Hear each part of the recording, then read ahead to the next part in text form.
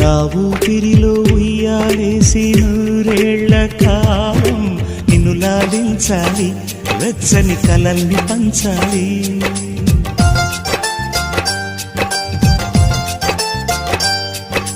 నీ స్నేహంలో స్నానం చేసి నా కన్ని దేహం తరించిపోవాలి, తీయని స్వరాలు పాడాలి. పరులకు ఎన్నడు తెలియని చల్లని చెలిమితో ఈ నానురాగం నీరుండేనేమేటని.